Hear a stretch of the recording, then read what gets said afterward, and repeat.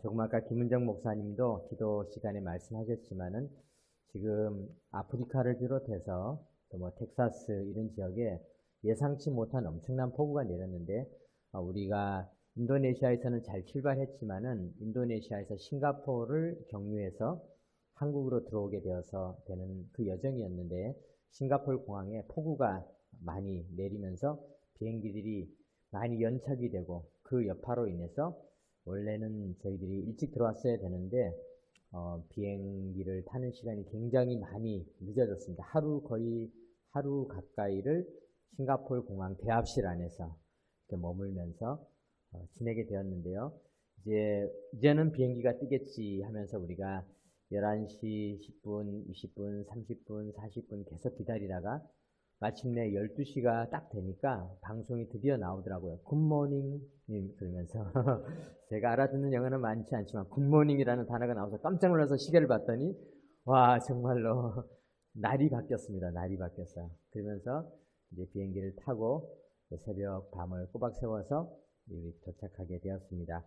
이렇게 하나님께서 저희들이 예배를 무사히 드릴 수 있도록 인도해 주신 것은 아마 여러분들이 기도를 많이 해주셔서 우리가 이렇게 안전하게 즐겁게 또 공항에 있는 기간에도 우리가 혹시라도 너무 힘들지 않도록 항공사에서 우리 조근호 집사님이 또 가서 잘 얘기를 하셔가지고 거기 한 번도 못 가봤던 무슨 라운지라는 데 들어가서 거기에서 이렇게 편안한 의자에서 이렇게 기다릴 수가 있게 되어서 많은 분들이 그렇게 수고를 해주셔서 너무나 감사를 드립니다. 이번에 인도네시아에서 참 많은 감동을 받고 또 많은 것을 경험했지만은 그 중에서도 특별히 뚜나스 방사라고 하는 그 유치원을 인도네시아의 브로모 하산이라고 하는 아주 높은 그런 화산 지역, 우리나라 백두산 높이 정도 되는 그런 지역에 산을 올라가면서 우리가 그 산길을 꼬불꼬불 올라가면서 그 산 구비구비마다 다 땅을 갈아서 감자를 심고 농사를 짓는 그런 사람들의 모습을 보고 그 마을 그 산 꼭대기에 있는 뚜나스 방사라고 하는 유치원에 갔을 때 참 감동적이었습니다. 왜냐하면은 아이들의 눈동자가 얼마나 또렷하고 똘망똘망한지 그리고 그 아이들이 정말 열정적으로 우리를 맞이해주고 또 그들이 찬양해주는 그런 모습을 보면서 부러웠습니다. 와, 우리 아이들이 우리나라의 어린이들도 저렇게 아이들이 많이 태어나서 저 산골짜기에도 저렇게 아이들이 많이 있어야 하는데 그런 생각을 했습니다. 또 우리가 여행의 거의 마지막 날, 선교여행 마지막 날 브라이자야라고 하는 학교에 갔는데 그곳에서도 마찬가지로 유치원 다니는 아이들, 초등학생들, 중학생들이 공연을 열심히 준비해서 우리가 함께 또 공연을 서로 나누면서 우리가 하나님을 찬양하게 되었는데 그 아이들의 모습을 보면서도 참 부러웠습니다. 와, 청소년들도 초등학생도 아이들도 이렇게 구석구석에 아이들이 많이 있구나. 우리나라는 안타깝게도 지금은 어린이들이 점점 줄어들고 있는 모습을 보면서 하나님께서 저 아이들이 이제 인도네시아 미래를 열어갈 그런 지도자로 다 세워주겠구나라는 생각을 하게 되었습니다. 오늘 우리가 이제 이 어린이 주일을 우리가 생각하면서 마태복음 19장 13절 말씀부터 15절 말씀까지를 제가 먼저 한번 읽어보도록 하겠습니다. 우리가 본문은 18장을 읽었지만 그 한 장 뒤에 주님께서 이렇게 말씀하셨습니다. 그때 사람들이 예수께서 안수하고 기도해 주심을 바라고 어린아이들을 데리고 오매 제자들이 꾸짖건을 예수께서 이르시되 어린아이들을 용납하고 내게 오는 것을 금하지 말라. 천국이 이런 사람의 것이니라 하시고 그들에게 안수하시고 거기를 떠나시니라. 예수님께서 말씀하셨습니다. 어린아이들이 오는 것을 금하지 말라. 제가 이 말씀을 묵상하면서 너무나 죄송한 마음이 들었습니다. 물론 우리는 아이들이 교회로 오는 것을 오지마 이렇게 노 키즈 존이야 이렇게 이야기하지는 않습니다. 아이들이 와도 돼. 오는 곳이야.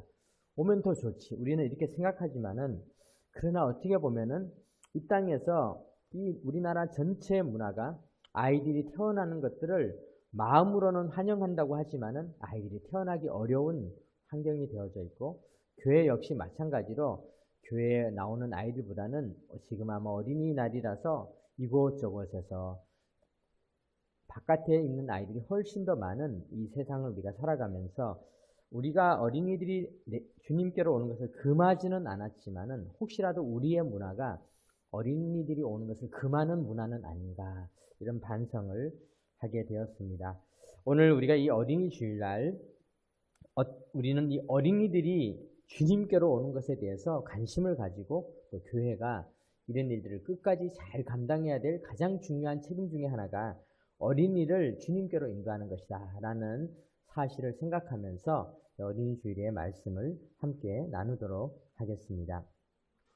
얼마 전에 이렇게 산책을 하면서 이렇게 아이들을 바라보다 보니까요, 어떤 아이가 엄마한테 막 떼를 쓰는 겁니다. 왜냐하면 보니까 엄마는 유모차에 아이를 한 명 이미 태우고 있었습니다. 그런데 이 유모차를 밀고 가고 있는데 그 아이보다 조금 큰 아이가 엄마에게 막 떼를 쓰는데, 그 떼를 쓰는 내용이 뭐냐면은 엄마 안아줘, 엄마 안아줘, 그렇게 떼를 쓰는 겁니다. 참 제가 보면서 아이를 키우는 것이 참 어렵겠구나. 저렇게 유모차도 끌어야 되고 또 다른 아이는 안아줘야 되고 이런 실갱이하는 모습을 이렇게 살펴보았는데요.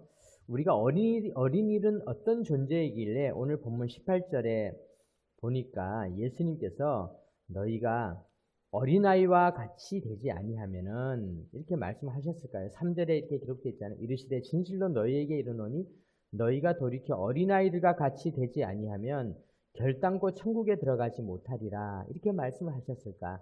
도대체 어린아이의 어떤 모습을 우리가 본받아야 하는 것인가? 아니, 우리에게 아이의 모습을 본받으라니 도대체 어떤 모습일까? 이렇게 생각했을 때 첫 번째로 우리 아이들의 모습 속에서 우리가 꼭 기억해야 될 것은 뭐냐면요, 엄마 안아줘, 안아줘, 이렇게 떼를 쓰는 모습.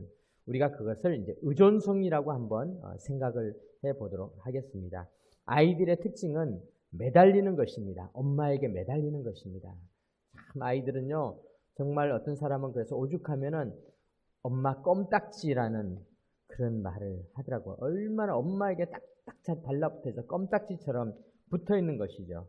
그런데요, 만약에 아이가 엄마 안아줘 이렇게 해야 되는데, 존경하는 어머님, 가능하시면 제 손을 좀 잡아서 저를 번쩍 들어서 저쪽으로 이동시켜 주시면 참으로 감사하겠습니다. 만약에 이렇게 말했다면 이게 아이겠습니까? 아이들은 그렇지 않습니다. 아이들은 엄마에게 그냥 떼를 쓰는 겁니다. 엄마 안아줘, 안아줘. 우리가 어떻게 보면요, 기도도 그런 모습이 있습니다. 누가복음 18장에 보면은 예수님께서 기도에 대해서 이렇게 말씀하셨어요. 예수께서 그들에게 항상 기도하고 낙심하지 말아야 할 것을 비유로 말씀하여 이르시되, 어떤 도시에 하나님을 두려워하지 않고 사람을 무시하는 한 재판장이 있는데 그 도시에 한 과부가 있어 자주 그에게 가서 내 원수에 대한 나의 원한을 풀어주소서 하되, 그가 얼마 동안 듣지 아니하다가 후에 속으로 생각하되 내가 하나님을 두려워하지 않고 사람을 무시하나 이 과부가 나를 번거롭게 하니 내가 그 원한을 풀어주리라. 그렇지 않으면 늘 와서 나를 괴롭게 하리라 하였느니라. 주님께서 비유로 이렇게 말씀하셨어요. 그러면서 주님께서 7절에 하물며 하나님께서 그 밤낮 부르짖는 택하신 자들의 원한을 풀어주지 아니하시겠느냐, 이렇게 말씀을 하고 있습니다. 즉 하나님의 마음은 뭐냐면요, 나한테 좀 매달려라, 매달려라, 매달려라. 아이들은 엄마에게 매달리는데요, 오늘날 안타깝게도 하나님의 자녀인 우리들이 어린아이처럼 하나님에게는 안 매달리고 자꾸 내가 모든 것을 다 처리할 수 있다고, 나도 이제 다 컸다고, 내가 뭐 한두 살 먹은 어린아이냐고 이러면서 하나님에게 매달리는 모습이 점점 사라져가는 이런 시대를 우리가 살아가고 있습니다. 사랑하는 성도 여러분, 우리는 하나님에게 매달려야 합니다. 매달리는 게 믿음입니다. 주님은 우리에게 매달리라고 했습니다. 물론 우리가 부모님에게 매달려 보면요, 부모님이 힘들죠. 고통스럽죠. 어렵죠. 그런데 우리 하늘 아버지는 다행히 우리 부모님처럼 힘과 능력이 조금밖에 없는 분이 아니라 한이 없으세요. 애가 1명, 2명이 매달리면 엄마들도 지칩니다. 3명이 매달리면 더 지치고 4명이 매달리면 더 힘듭니다.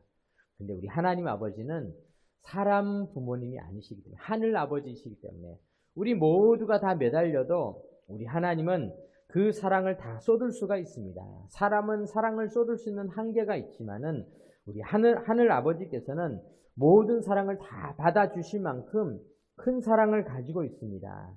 십자가의 사랑이 바로 그런 사랑 아니겠습니까? 십자가의 사랑은 예수님께서 이스라엘 백성만 매달리라고 십자가를 주신 것이 아니라 이 땅의 모든 인류들이 다 십자가에 매달려서 구원을 받아도 될 만큼 큰 사랑을 우리에게 쏟아주신 것입니다. 사랑하는 성도 여러분, 우리도 우리 하나님에게 매달리는 삶을 살아가시기 바랍니다. 성경에 보면은 하나님에게 매달렸던 사람들이 많이 있습니다. 다윗 왕이 대표적인 사람이었죠. 다윗은 자기가 왕인데도 왕의 체면까지 다 버리고 마치 어린아이가 아버지에게 매달리는 것처럼 하나님에게 막 떼를 쓰고 매달렸습니다. 하나님 아버지, 정결한 마음 주시옵소서, 나로 이기게 하여 주시옵소서, 내 원수를 이기게 하여 주시옵소서. 늘 매달렸습니다.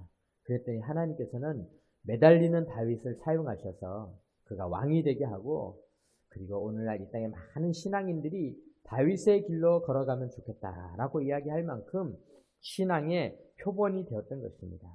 사랑하는 성도 여러분, 우리도 우리 하나님에게 매달리시기 바랍니다. 하나님의 자녀들이 매달리는 것을 좋아하는 것입니다. 부모님들은 아이가 자기가 스스로 해결한다고 다 좋아하는 것이 아닙니다. 모르는 것은 엄마한테 물어보는 것이 참 좋은 것이죠. 사랑하는 성도 여러분, 우리가 이번에 인도네시아에 가서 불렀던 찬양이 있습니다. 제가 인도네시아를 유일하게 하는 말이 바로 이겁니다. 꿈마우 찐따 예수 셀라마냐. 겨우 이거밖에 못하는데요. 그 뜻이 뭐냐? 그 뜻은 우리가 이 찬양의 가사 고백이 전부 한국말로 하면은 우리가 이따가 아마 또 부르실 텐데, 나의 피난처 예수 의지해요. 하나님을 매달려라. 하나님을 의지해라. 하나님이 나의 피난처다. 이것이 어린아이들이 가지고 있는 모습입니다. 어린아이들은 두렵고 무서운 일이 생기면요, 아이고 너무 무섭구나, 오빠의 품으로 뛰어들어야지, 이렇게 가지 않습니다. 누구에게로 달려갑니까? 엄마에게로 달려갑니다. 아버지에게로 달려가는 것입니다. 그런데 우리들은 어려운 일이 생기면요, 다른 곳으로, 돈으로 달려가고 보험으로 달려가지만은 우리가 달려가야 할 곳은 어디냐? 우리 아버지의 품입니다. 우리 아버지에게 매달리는 삶을 살아가시기 바랍니다. 네, 오늘 두 번째로 어린아이는 어떤 모습이길래 하나님께서 본받으라고 하시는가? 어린아이와 같이 되어야 한다고 하십니다. 3절 한번 다시 읽어보겠습니다. 3절 같이 읽겠습니다. 이르시되 진실로 너희에게 이르노니 너희가 돌이켜 어린아이들과 같이 되지 아니하면 결단코 천국에 들어가지 못하리라. 아멘. 우리가 그 구절에 보니까 돌이켜라는 말이 나옵니다. 너희가 돌이켜 어린아이들과 같이 되지 아니하면. 어린아이들은요, 돌이키는 능력이 있습니다. 돌이키다라는 것은 뭐냐면요, 애들은요 도대체 감을 잡을 수가 없어요. 그래서 애들을 돌보는 사람들이 저한테 그런 말을 하더라고요. 애들이요 도대체 어디로 튈지 몰라요. 팝콘이 어디로 튈지 모르게 탁탁 튀어오르는 것처럼 애들은 어디로 튈지 몰라요.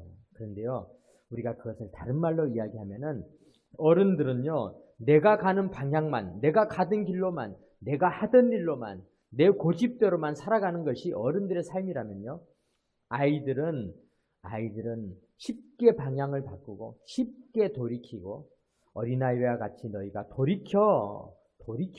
돌이킨다라는 것은 방향을 바꾼다라는 것입니다. 여러분, 나이가 많고 적고를 떠나서 유연한 것이 건강한 것 아니겠습니까? 그런데요, 아브라함을 보십시오. 아브라함은 나이가 이미 75세였을 때도 하나님께서 방향을 돌이켜라 그러니까 본토 친척 아버지의 집을 다 떠나서 방향을 틀어가지고 하나님께서 지시하는 땅으로 갔습니다. 여러분, 모세를 보십시오. 모세도 나이가 80세나 되었습니다. 그렇지만은 하나님께서 돌이켜서 방향을 바꾸라 그러니까 방향을 바꾸어서 그가 양을 돌보던 사람에서 이스라엘 전체를 이끌고 가는 지도자로 방향을 바꾸었던 것입니다. 믿음이란 무엇입니까? 믿음은요, 우리의 방향을 바꾸는 것입니다. 어디로 바꾸느냐? 하나님께서 돌이키라고 하는 곳으로, 바꾸라고 하는 곳으로 가는 것입니다. 여러분, 교회도 마찬가지입니다. 교회는요, 하나님께서 가라고 하는 곳으로 가는 것이 교회입니다. 하나님께서 맡기신 일을 하는 것이 교회입니다. 해마다 하던 일을 하는 것도 중요하지만은요, 때로는 하나님께서 한 번도 해보지 않은 길을 가라고 할 때 가는 것이, 그것이 바로 교회가 가야 할 길인 줄 믿으시기 바랍니다. 어린아이들은 돌이킬 줄 아는 능력이 있다. 마지막으로 어린아이의 특징은 무엇인가? 4절 한번 보겠습니다. 4절 읽어보겠습니다. 그러므로 누구든지 이 어린아이와 같이 자기를 낮추는 사람이 천국에서 큰 자니라. 이번에는 주님께서 어린아이들처럼 자기를 낮추라 이렇게 이야기합니다. 그런데 사실 어린아이들이 자기를 잘 낮출까? 우리가 무심코 어떤 아이가 요만한 아이가 이렇게 걸어가는데 딱 보니까 4살 같아 보이는 거예요. 그래서 야, 너 4살이지? 그러니까 기분이 엄청 내가 5살이에요. 야, 4살인 줄 알아요? 야, 5살인데 이 아이에게 큰 신뢰를 범한 것입니다. 아이에게 1년을 깎아내리는 것은 걔 인생을 굉장히 무시한 그런 발언이 된 것이죠. 아이들도 높아지려고 합니다. 3살이면 4살이 되려고 하려고 4살 되면 5살이 되려고 하는 것이 아이들입니다. 그런데 그렇다면 예수님께서 어린아이와 같이 자기를 낮춘다라는 말이 도대체 무슨 말입니까? 이것은 아이들이 뭐 겸손하다 그런 뜻도 있지만요. 그것보다는 약하다는 의미가 있습니다. 약하다, 연약하다. 아이들은 참 약합니다. 연약합니다. 아이들은요. 정말 아무것도 아닌 것에 다쳐가지고 옵니다. 별것도 아닌 것을 거기 가서 찔려가지고 오는 것입니다. 넘어지고 깨지고 다치고 약합니다. 아이들은 정말 너무나 약한 것이죠. 연약함을 가지고 있는 것이죠. 그런데 여러분, 우리는 내가 강하다고 할 때 믿음이 자라는 것이 아니라요. 내가 약할 때 주님께서 우리를 세워주시는 것입니다. 사람은 참 약하죠. 만약에 사람이 아주 강했다고 한다면은 사람이 만든 이런 문화가 존재할 수가 없었습니다. 사람들은요, 피부가 얼마나 약한지 모릅니다. 이번에 인도네시아에서 선교사님께서 어떤 과일을 처음 먹어보는 과일, 뱀 껍데기 같은 게 뒤집어 쓰고 있는데 그렇게 벗겨내면은 속에 아주 그냥 식감이 아주 좋은 그런 하얀색 열매가 나오는데 그렇게 먹으면서 얘기를 하더라고요. 참 주의해야 할 게 뭐냐면 이거를 이렇게 부러뜨려서 따야 되는데 내 손톱으로 잘못 누르면은 그 가시가 손톱에 박히면 엄청나게 고생을 합니다. 여러분, 사람이 얼마나 약한지 아십니까? 먹는 과일에 찔려서 고통을 받는 게 사람의 피부예요. 그런데 사람이 이렇게 피부가 약하니까 사람들은 어떤 것을 발달시켰는가? 장갑을 만들고 옷을 만들고 모자를 쓰고 막 이렇게 해가지고 북극에도 남극에도 사람들이 가서 살고 있는 거죠. 알래스카에 가보면요. 알래스카에서 농사를 짓고 있는 게 사람들이에요. 사람이라고 하는 존재는 얼마나 대단한가. 약하기 때문에 약점을 이겨낼 수 있는 힘을 가지고 있는 것입니다. 사람들은 다리가 약해서 동물보다 빨리 못 뛰니까 결국은 오늘날 자동차를 만들고 비행기를 만들어서 먼 거리까지 이동할 수 있게 되는 것입니다. 그런데요, 이와 같이 우리는 약하다라는 것을 받아들일 때 하나님은 약한 자를 그대로 두지 아니하시고 하나님은 약한 자를 강하게 하시는 분이십니다. 여러분, 우리는 인생을 살면서 내가 약하다라고 느낄 때 사람들은 많이 좌절하고 실패합니다. 고통을 겪습니다.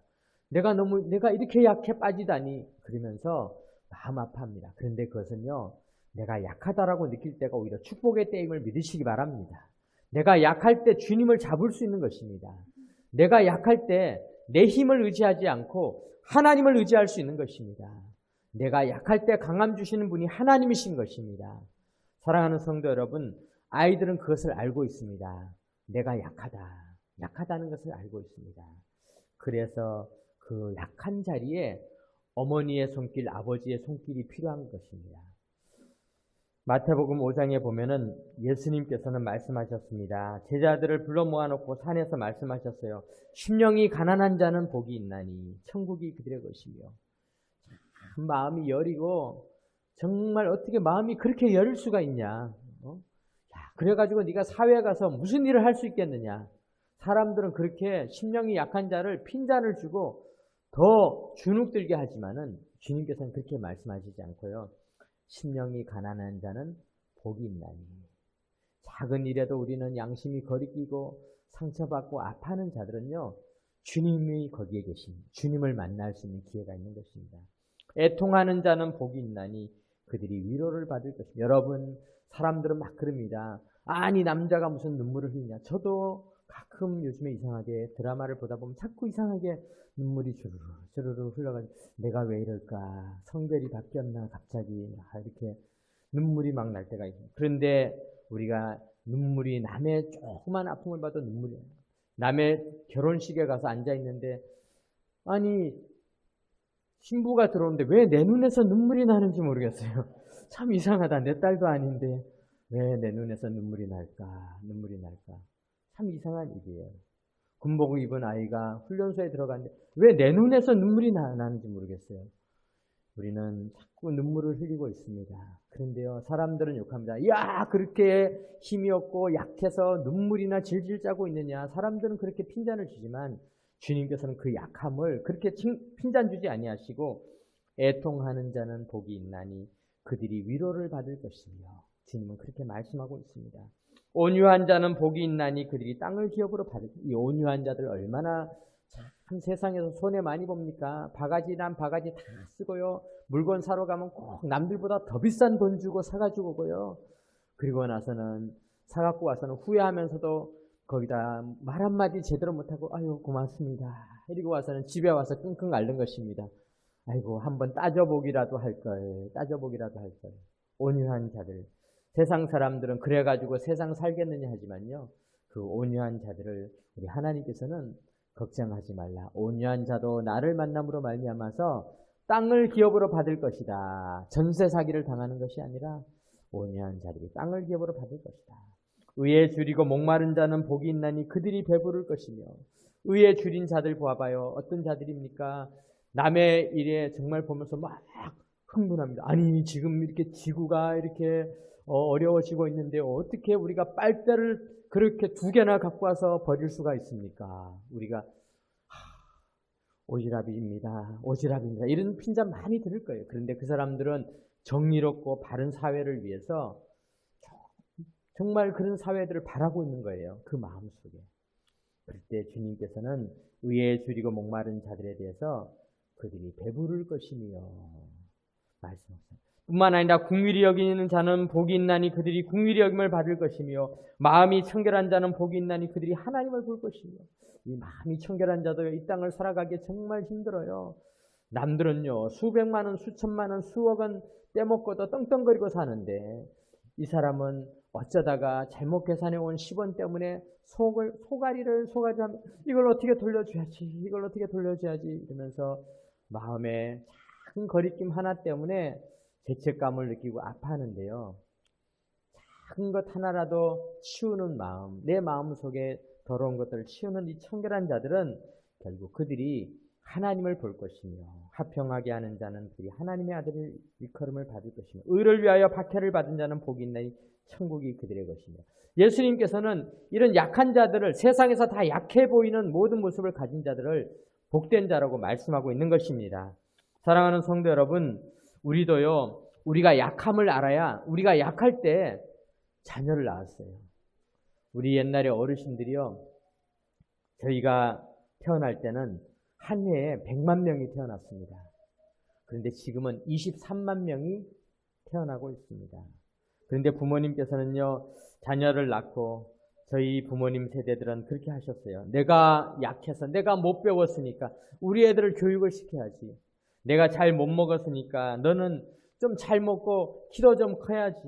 내가 이렇게 어렵게 살았으니까 너희들은 좀 잘 살아야지.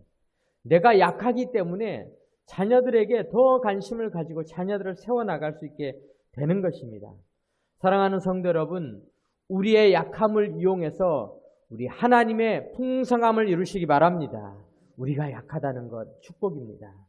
우리가 약하다는 것은 어떻게 보면 우리가 하나님을 만나는 기회인 것입니다. 오늘 말씀을 마무리 짓겠습니다. 교회는 매달려야 합니다. 아이처럼 매달려야 합니다. 하나님에게 꼭 매달려야 합니다. 매미가 나무에 붙어있는 정도 매달리는 것이 아니라 성경 요한복음 15장에 보면은 포도나무에 그 가지가 붙어있는 것만큼 매달려 있으라. 그리하여야 열매를 맺는다 말씀하고 있습니다. 우리가 어떤 일이 있든지 주님을 의지하고 주님에게 매달리시기 바랍니다. 보험을 의지하고 또 내가 벌어놓은 돈을 의지하고 내 건강을 의지한다고 하지만은 그것은 하루아침에 물거품처럼 사라지는 것입니다. 주님을 의지하시기 바랍니다. 주님에게 꼭 매달리시기 바랍니다. 우리의 가는 그 길을 내 고집대로만 가지 마시고 아이들처럼 돌이켜 나가는 삶을 살아가시기 바랍니다. 하나님께서 때때로 우리에게 도전을 주십니다. 그렇게 가지 말고 이렇게 한번 가봐라. 새로운 길을 가봐라. 주님, 저는 못합니다. 저는 입이 뻣뻣한 자입니다. 모세도 처음에는 돌이키지 못했습니다. 그러나 주님께서 모세가 돌이키자 모세를 통하여 놀라운 역사를 이루셨던 것입니다. 사랑하는 성도 여러분, 하나님이 방향 전환을 원하시면 방향을 바꾸는 삶이 되시기 바랍니다. 안 하던 일도 해보시기 바랍니다. 주님, 저는 헌금은 요 정도 수준으로 해야 딱 맞습니다. 돌이켜보시기 바랍니다. 때때로 하나님께서 우리에게 도전을 주십니다. 11조 생활도 제대로 해봐라. 또한 주일 성수뿐만 아니라 교회 봉사도 제대로 해봐라. 선교도 해봐라. 우리에게 도전을 주실 때 돌이키시기 바랍니다. 내가 살아왔던 내 방식, 내 계획대로만 살아간다면 우리는 쳇바퀴를 도는 인생을 살다가 우리 인생이 마무리되어지고 마는 것입니다. 돌이키는 삶을 살아가시기 바랍니다. 교회가 약하고 가정이 약하고 내가 약해서 눈물 나고 힘들 때 주님을 만나시기 바랍니다. 주님은 어린아이와 같은 약한 자들의 아버지이십니다. 고아들의 아버지이십니다. 진토에서 일으키시는 분이십니다. 우리 주님은 어린아이들이 내게 오는 것을 금하지 말라고 하시며 이 땅의 모든 하나님의 자녀들이 다 하나님에게 오기를 바라고 계십니다. 우리 모두 주님에게로 돌아가서 주님의 품에 매달리고 안기어서 주님이 주시는 축복을 다 누리는 삶이 되시기 바랍니다. 사랑하는 성도 여러분, 탕자는요 아버지에게 매달리지 않고 아버지 재산만 홀라당 빼갖고 가서 살아봤어요. 야, 재산이 돈이 중요하지 뭐니 해도 돈이 최고야.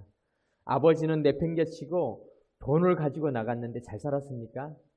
아닙니다. 쫄딱 망했습니다. 사랑하는 성도 여러분, 돈이 없어도 아버지에게 매달리면은 더 큰 축복을 받는 줄 믿으시기 바랍니다. 아버지에게 매달리고 내 인생을 돌이켜서 아버지를 의지하는 귀하고 복된 삶이 되시기를 주님의 이름으로 축원합니다. 아멘. 기도드리겠습니다. 하나님 아버지 감사드립니다. 우리 하나님 아버지에게 매달리는 인생을 살아가게 하여 주옵소서. 어린아이와 같이 살으라 말씀하셨습니다. 어린이 주일, 우리가 어린이도 잘 섬기며 우리도 하나님의 어린아이로서의 삶을 잘 살아가는 가운데 주님이 주시는 축복을 누리게 하여 주옵소서. 우리 주 예수 그리스도의 이름으로 기도드립니다. 아멘.